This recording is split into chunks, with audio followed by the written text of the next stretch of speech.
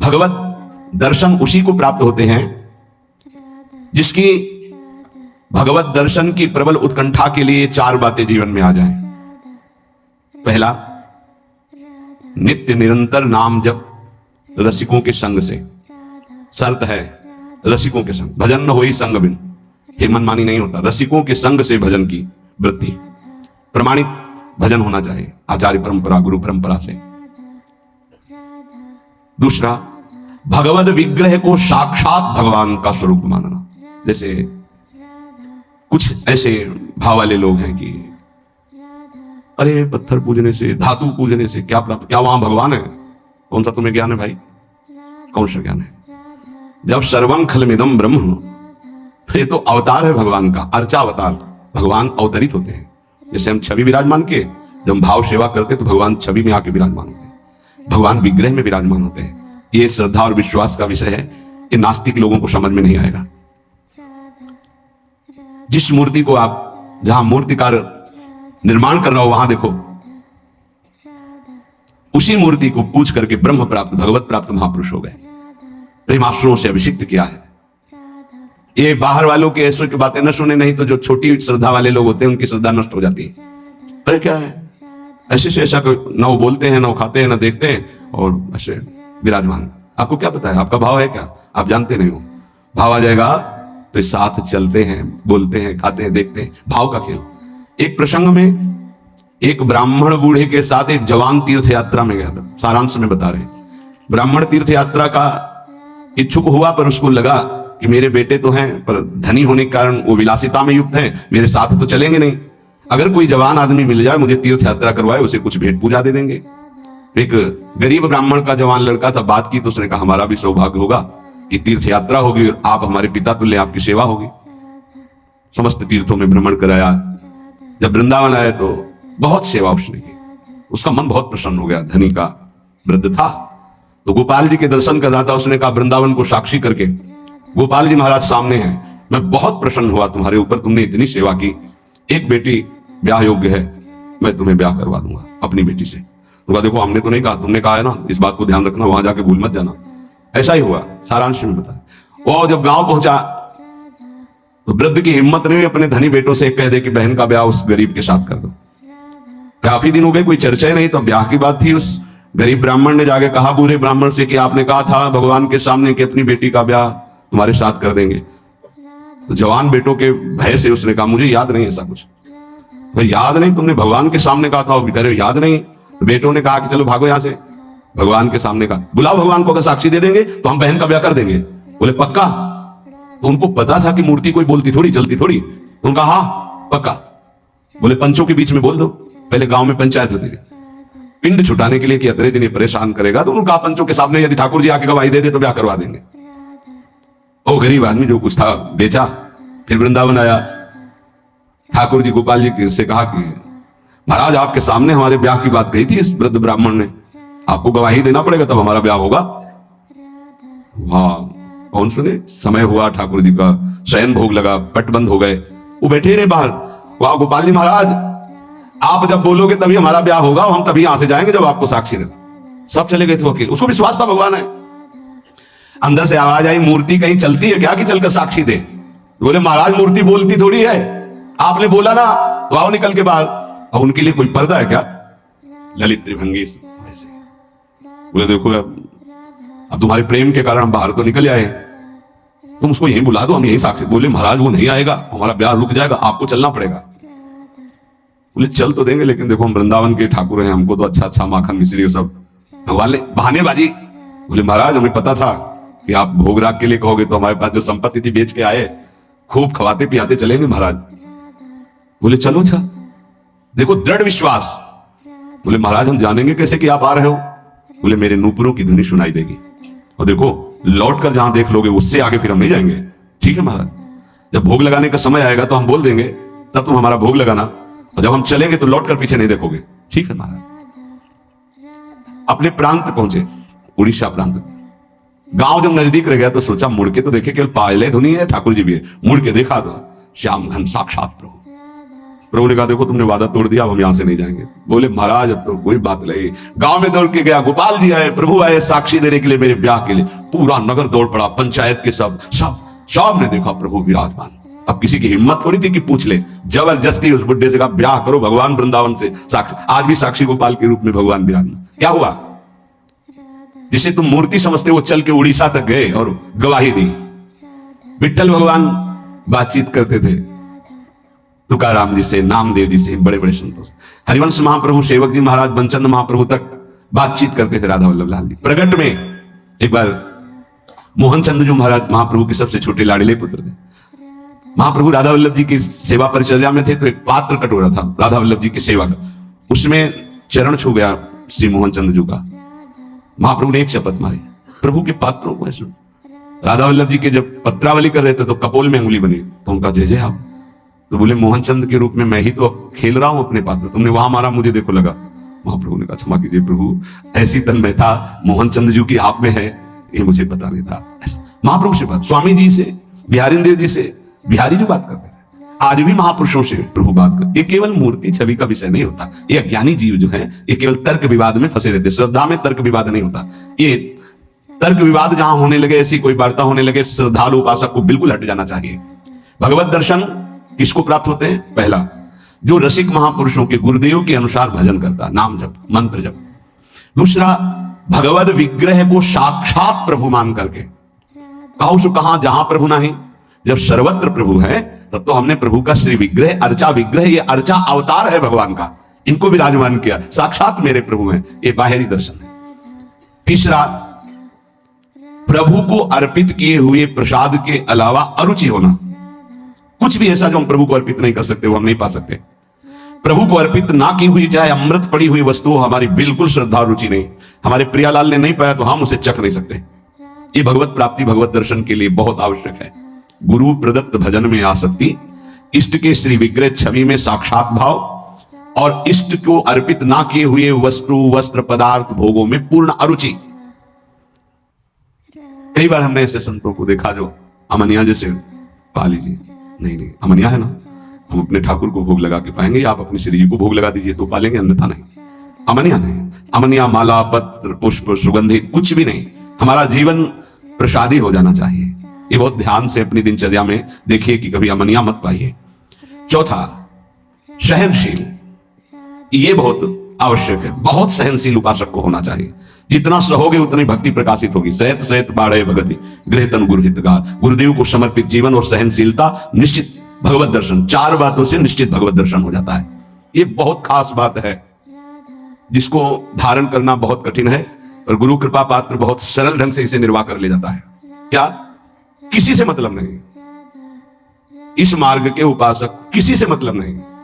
पहले तो कहा पीछे वाले में कि जो विषयी पुरुषों का समूह है उनके संग से भयभीत रहे, कभी संग न करे।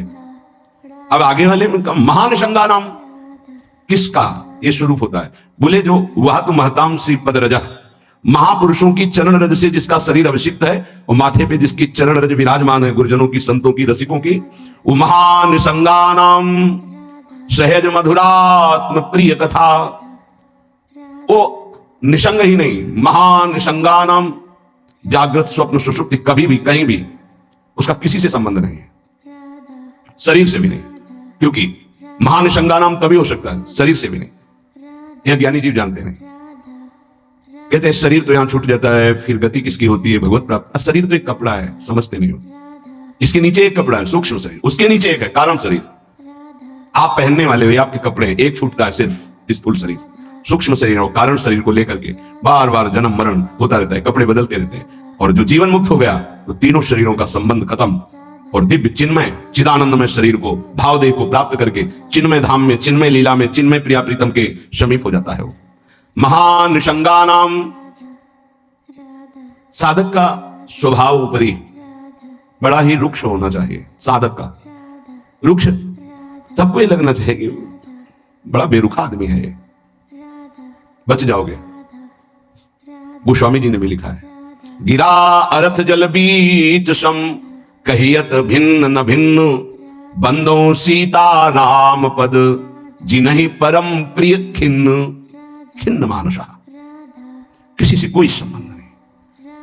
कोई बात करे तो उदासीन होकर बात करे, उसको रस ना मिल पावे, उसको प्रियता समझ में ना पावे। साधक की बात कह रहा हूं, आगे चल के तो सब जीवन सुख प्रीति रीति निभात अपनी वो स्थिति आ जाती है, पर साधक को चाहिए वो अपना बाहरी स्वभाव उदासीन रखे, खिन्न रखे। ये हर समय बहुत चढ़ा के बात करते हैं, इनका तो कोई प्रेम आदि से लगना चाहिए। मुस्कुरा करके बात करना ये आगे चलकर आता है। हंसी बोले बहुमान दे, बहुमान किसको दे रहा? आराध्य देव को। वो हंस किससे रहा? आराध्य देव से। साधक की हर समय स्थिति ऐसी नहीं होती, इसलिए उदासीन अति रही गोसाई। पूज्य श्री गोस्वामी जी महाराज कहते हैं साधक को उदासीन रहना चाहिए, बाहर से गंभीर, हंसी मजाक बातचीत गंभीर, सत्य बात तुम्हें बता दे, स्वीकार करो ना स्वीकार करो, आगे चलते हैं। उदासीनता, गंभीरता, खिन्नता ये साधक के स्वभाव में होनी चाहिए। बहुत मिलनुआ स्वभाव, हंसकर बात करना, ये आगे चलकर, अभी नहीं। उसको दबाओ उस वृत्ति को। बगल से कोई निकल गया, आपको राधे श्याम कहने की स्मृति उससे नहीं आनी चाहिए। कौन निकला आपको पता नहीं। दर्शन कर रहे हैं, कभी कभी ये भी पता नहीं चलता कि प्रभु पोशाक कौन धारण किए। अगर नेत्र में नेत्र मिले तो 1 घंटा दर्शन हुआ तो केवल नेत्रों का ही दर्शन हुआ। पत्रावली कपोल में कैसी बनी ये भी याद नहीं रहा। ऐसी होती है एकाग्रता। सत्संग सुनने गए तो सिर्फ वक्ता की मुखाकृति और वचन, आप बैठे आसपास, आपके कौन बैठा आपको कोई परिचय नहीं। ऐसी महान निसंगता उपासक को चाहिए। ये कब आती है? जैसे जड़ भरत जी रघुगण को कहा कि महापुरुषों की चरण रज से अभिषिक्त होने पर ही यह ब्रह्मबोध होता है।